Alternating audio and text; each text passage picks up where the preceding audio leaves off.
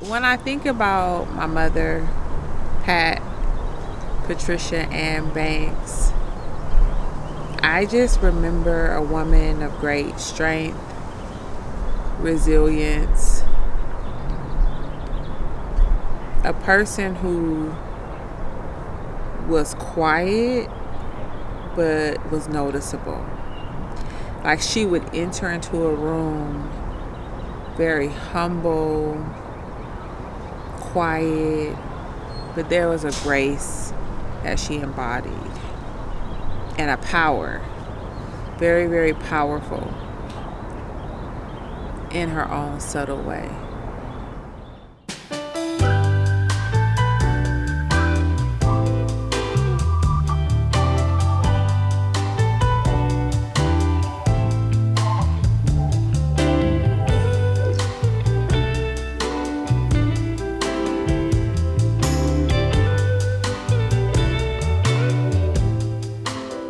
Growing up was awesome because she was, of course, we have a fairly large family. We all are blessed to have the same mother and father, and they just happen to be blessed with 9 children. She was a sister that you can trust. She wasn't, she was one that when you would go speak to her about something, she would always give you what's right. She's gonna tell you what's right. She never was really opinionated. She was never really an opinionated person. She always tried to use analogy and what was logical and what made sense in a natural being, so that you won't feel like she's preaching to you. She's giving you practicality in a spiritual form. And she did that, and she did it well. Like mom would, as kids, you can hear mama in the room talking to daddy, and at least we did. We was blessed to have our mother and father until death did them part. We would hear mama talking about one person or the other person or something like that, but never heard us, mom and daddy, ever say anything about Patricia, Pat, nothing. Because she was always good. She was a good girl. Now, I have journals that I've written, that about my sister and my family members. Pat was my first friend, and my big sister. She was my confidant. We were very, very close. We were very close as sisters. We spent a lot of time together. She was an amazing person, and mostly she was my mentor. I learned a lot from her. Wow, she was the epitome of a big sister to really look up to, because she was a lot of fun. Who she was to me was, she was literally my second mom. Me being the youngest out of the sisters at that time, before my younger sister came, I was with her all the time. But she's my first role model. She's my first fashion model. She was my first teacher. She would take me to lunch and just all the good stuff a big sister would do. That's who she was. It was actually like having another mother, actually. She been the oldest of all of us, 9 of us. And she was just always like just having another mom. Always would do the things in terms of holding you accountable, making sure you're doing the right things. She was a very positive, awesome big sister. I was the youngest of 9, so, and then at that time, Pat had her 4 girls, Felicia, Riri, Nene, and Maisha, and I was just like her son. At her house, I always kicked it with my older sister. That was my best friend, like I said. Always looked out for me, man. Always. I miss her so much. I can always go to Pat. I could talk to her about anything. She, because she was just always there. She was like, she raised me up.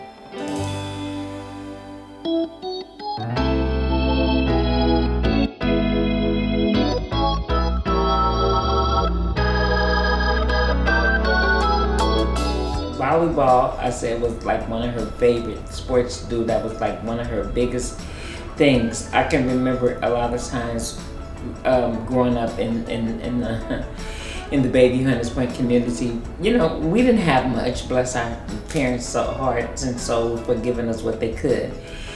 But we didn't have places to go play. Like, we didn't have parks. We lived in projects. We lived in neighborhoods where they didn't give us those things. But because she liked it, the volleyball, we would, like if the clothesline would break. I don't know if you're familiar with clothesline, but clotheslines was high up where we hung the clothes because we didn't have washer and dryers then. But when one of the wires would fall down, she would get the wire and tie it halfway on the pole so we can now play volleyball, because the net is high enough for us, because when it's the clothes high, it's too high. But when the clothes hangers from someone hanging on it falls, she didn't become innovative and make a volleyball net. So we trying to play volleyball and whatnot in the projects on the side of the building. Pat was an amazing volleyball player. You know, I don't even know if her daughters know this, but their mom was an amazing volleyball player. I learned how to play volleyball from her. She was really involved in, we used to have what was called the Girls Athletic Association in junior high school. And, you know, it was all about GAA. And so before I couldn't wait to get to high school because I wanted to do like, you know, Pat and play volleyball. So I became a volleyball player as well. She was really good at tetherball. I loved tetherball in elementary school. Pat learned how to play the clarinet when she was in junior high school, and she played a little in high school. I didn't do music like that. And it's really funny. I remember when she learned how to play Watermelon Man on her clarinet. And so she was playing it for us. And that's the only thing I can remember her ever playing, was learning how to play Watermelon Man on her clarinet.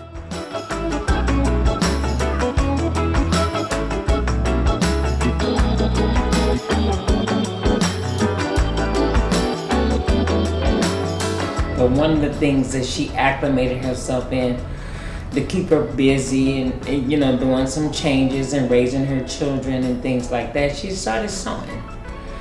And she sewed all her own clothes. She made all her clothes, all her kids' clothes. There's pictures I'm sure that her children have of their outfits that she made alike for her four beautiful girls and herself. So that was her pastime. She just sit there and she was creative, and she sewed for herself, and she wore some of the most beautiful garments. She made hats, she made purses, she made jackets, she made everything. Self-taught, sit at home, figured it out, and became a very good seamstress before it was all over. She was able to really keep herself together.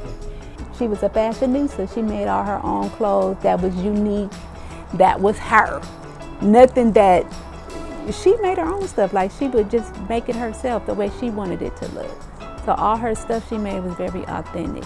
I gathered everybody up at her job to buy her a sewing machine for her birthday. And we surprised her with it, and she was super surprised, and she didn't know that I was like organizing all of this behind her back, and she was just so happy and thankful.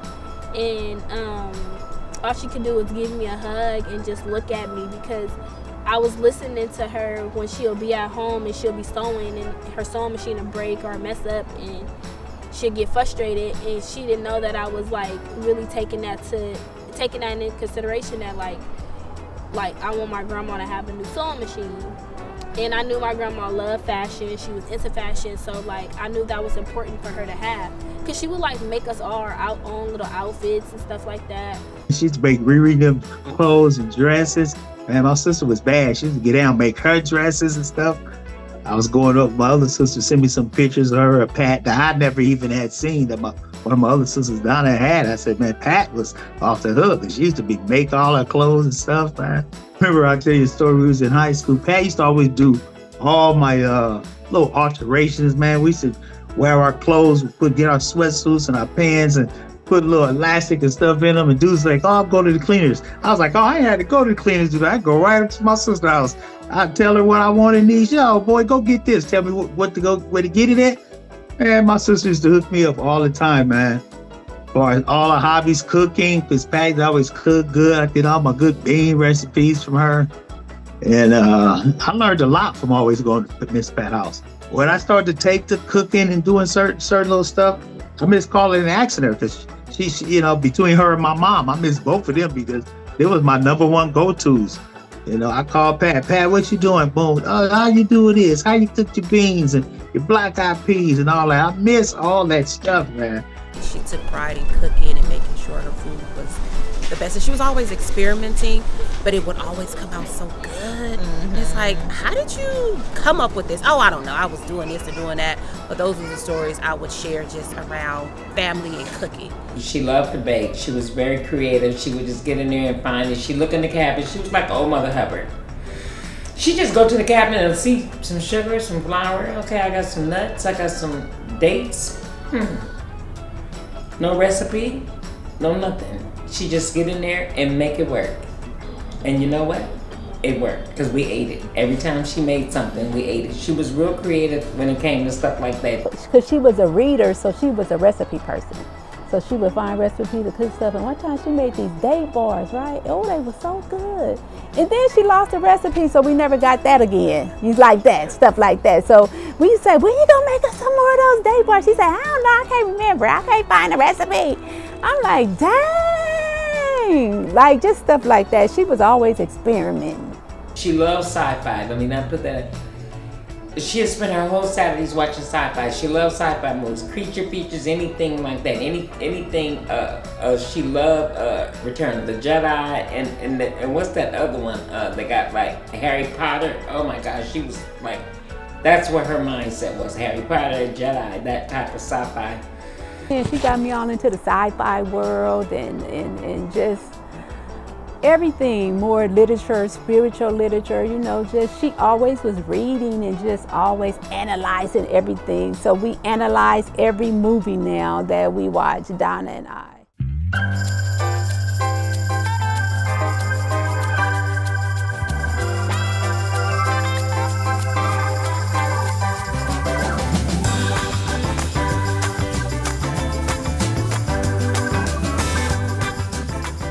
And when you're talking about a young girl that knew at a young age that she loved God, she knew that. We were born and raised in the church, but she was always acclimated. It was something about the body of Christ that drew her. She knew that was where she was supposed to be. Never was there any doubt with that. Never was there any wavering. Never did I ever see her go out away from church. Church is something that we affiliated with all of our lives. I grew up in it. I can remember it. And I always knew her to be connected to the body of Christ. Never wondered, never filtered. She knew that she was placed in our lives and in our hearts to cover us under the blood of God, under the blood of Jesus. And with that being said, we were honored to have her. I think it was so much of who she was that she talked about it quite a bit. And, it was clearly important to her. And, she would talk when she came in during the week about how the weekend had gone, what happened in church, sometimes, what the minister had preached. She shared a lot of the music she loved the most, the gospel music that she really liked. She would play it in the office and, share it with me and send me sometimes like tapes and stuff like that, We had to go to church. That was just a part of our, upbringing. And Pat was extremely faithful, extremely dutiful. She was really involved. And we all were as children. It was really our social outlet.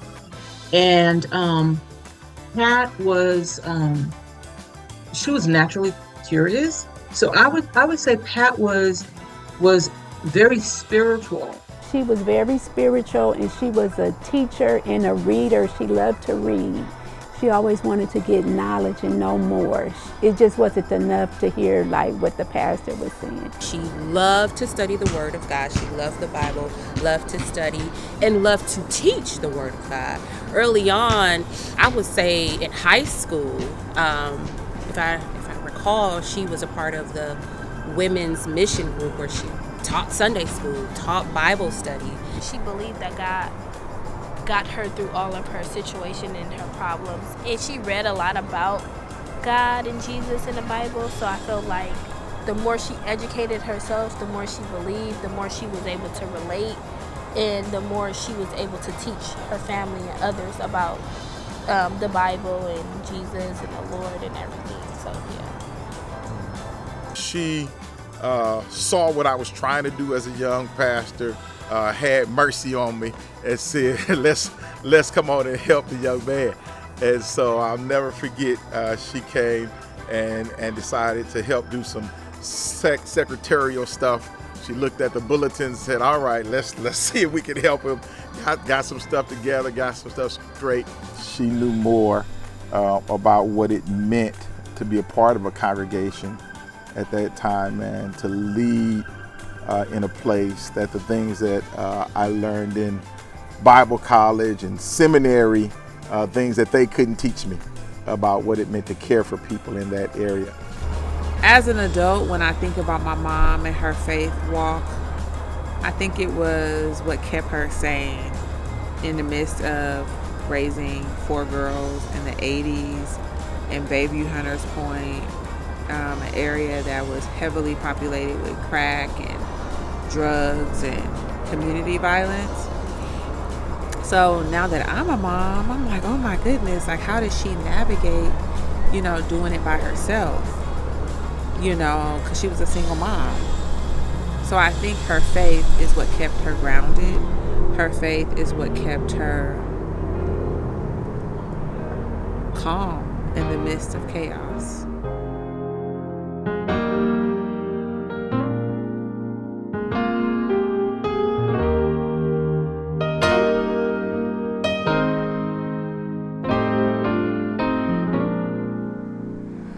This church is 75 years old. Okay, here we are. This is 825 New Hall, San Francisco, California. Some of y'all might know what this is and some of y'all might not be familiar what it is, but let me share with you what this is. 825 New Hall in San Francisco, California is one of the first churches that I remember my sister ever attended. This is where I know that she was able to build up in her most holy faith, and this is where she was able to adapt to her presence and her most precious moments in who Christ was in her life. But this is where we hung out at. This is the corner. This is where we fellowship at. This is where she spent majority of her youth, was right here on this corner. So as we look around and see the beautification, everything's changed from when we started here. But one thing that hasn't changed is that the building is still on the same corner, and the love that she had left on this earth is still flowing through the lives of the people that love her. Here is another place that she had the opportunity to share her faith, share her goodness, share how good God has been in her life. This is St. James Baptist Church, where the Dr. Reverend Michael Williams and First Lady is the pastors and the overseers of this ministry.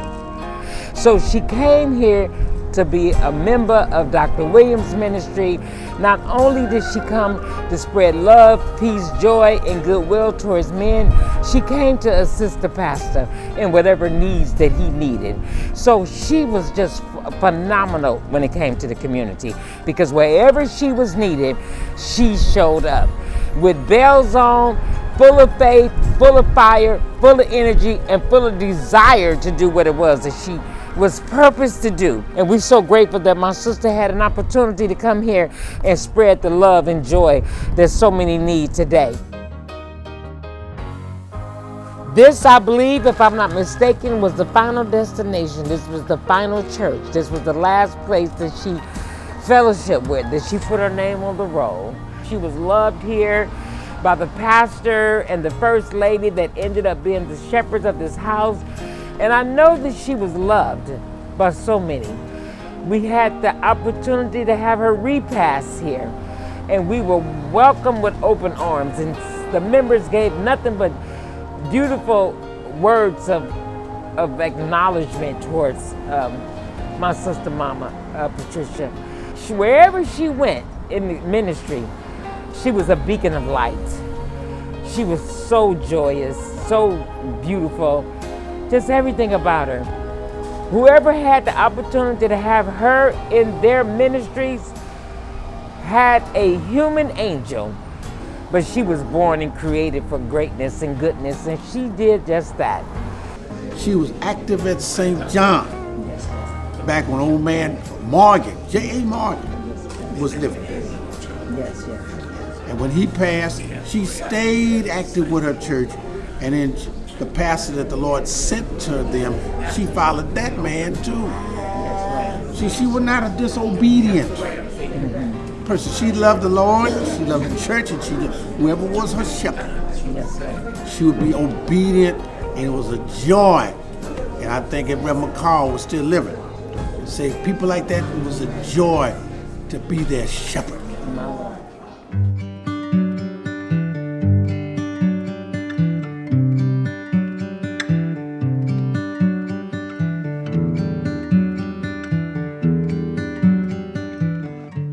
Pat sacrificed a lot for her daughters.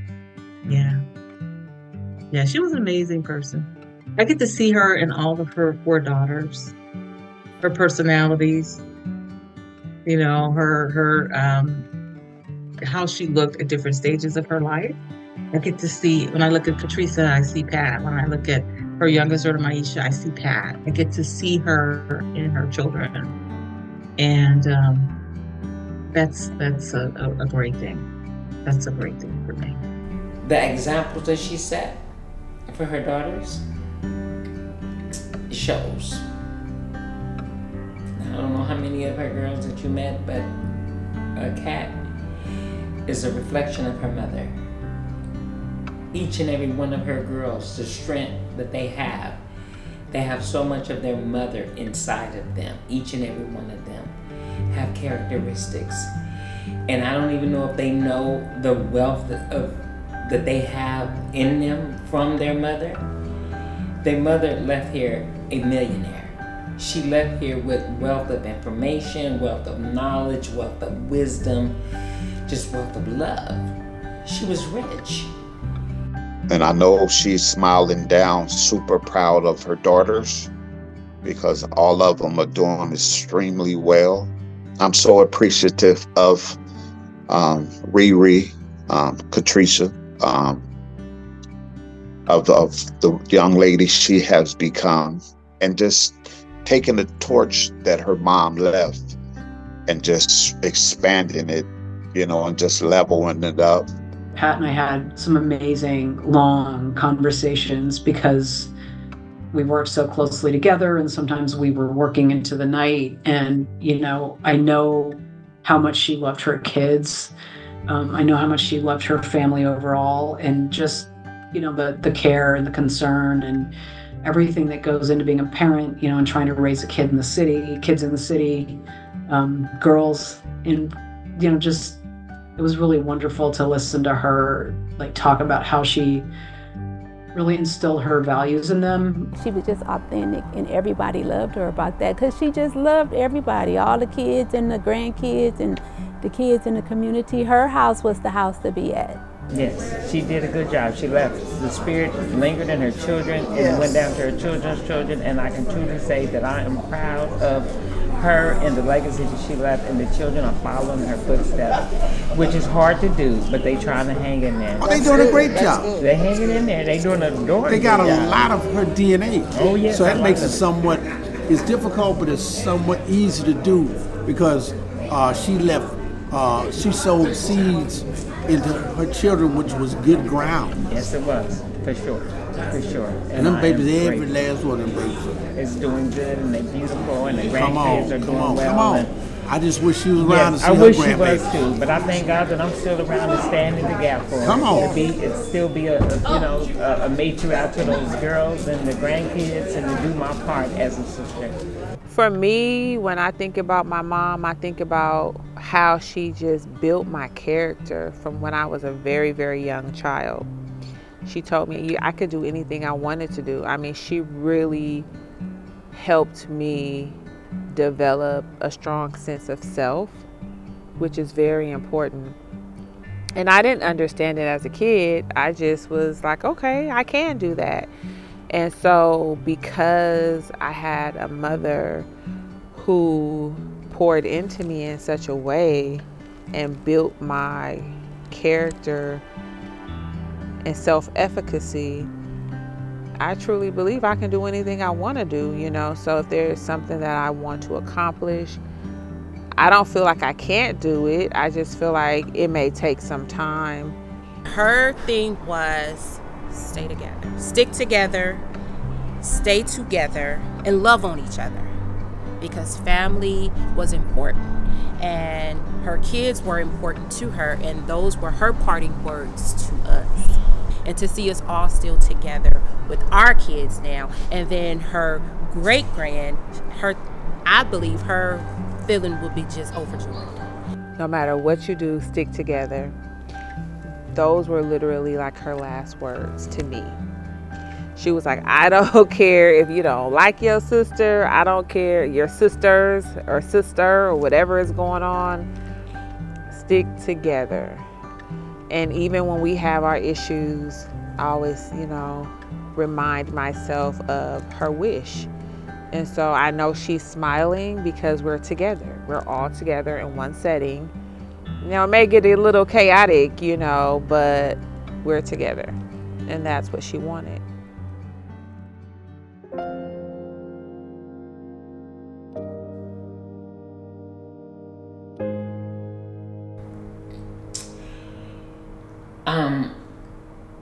It's just so much that you can say about a person that was anointed at birth to just be here to bless us with her presence, with her wisdom, with her knowledge, and just her kindness and her time.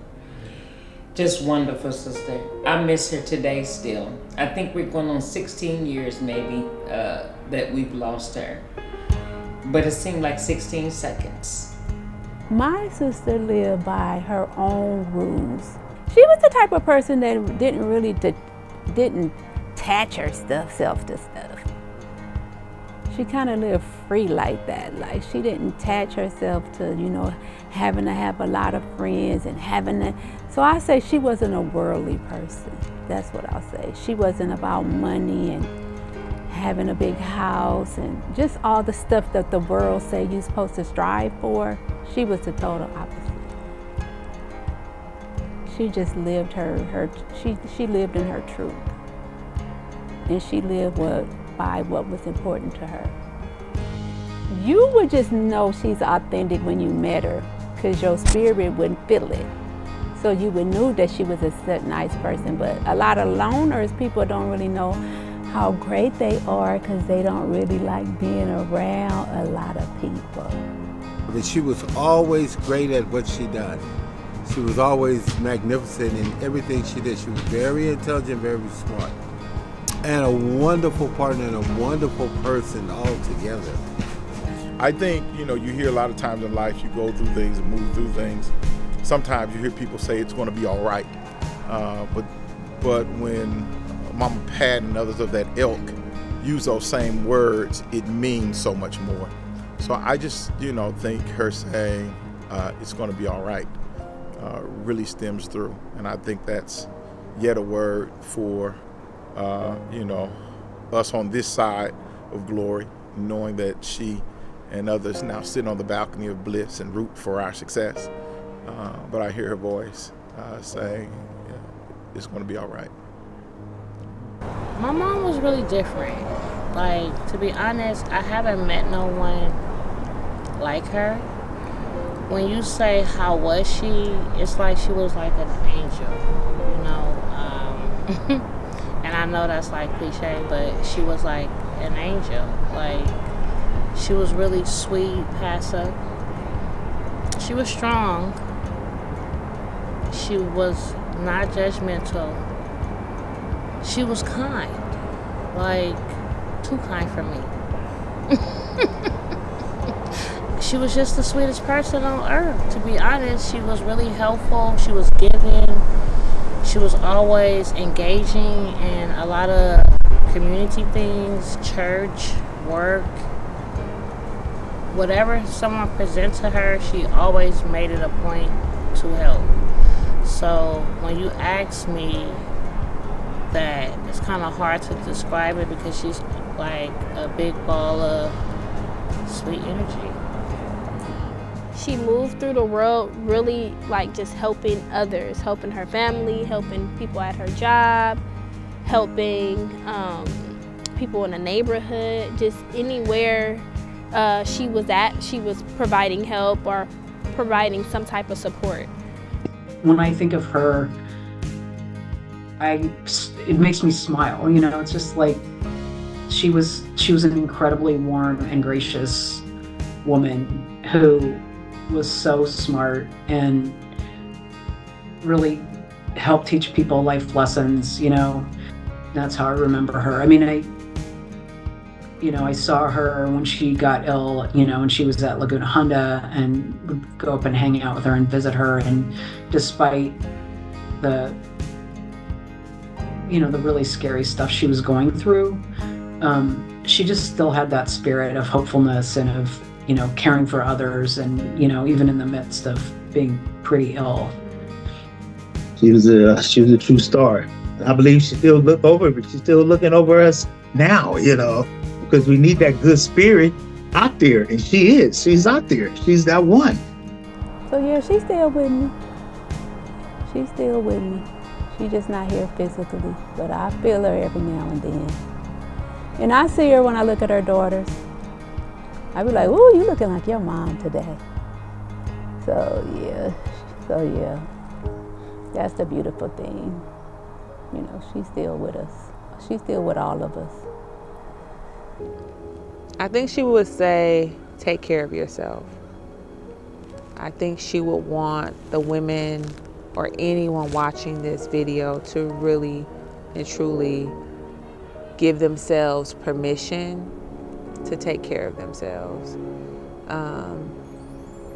and to give themselves permission to prioritize their needs, even though she was a servant in nature and put other people's needs before hers at times.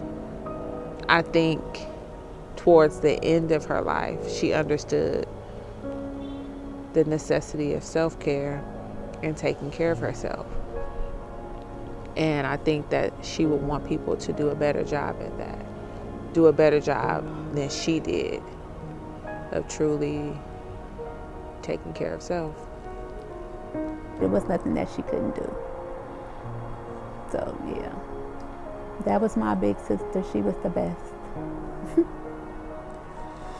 That was her.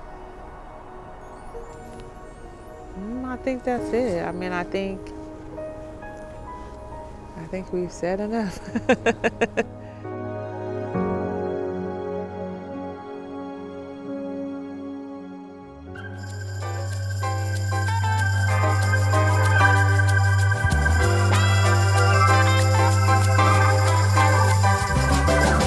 That's a wrap.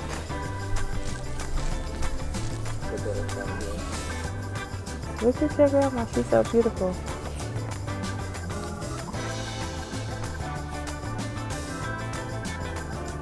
Very beautiful woman inside and out.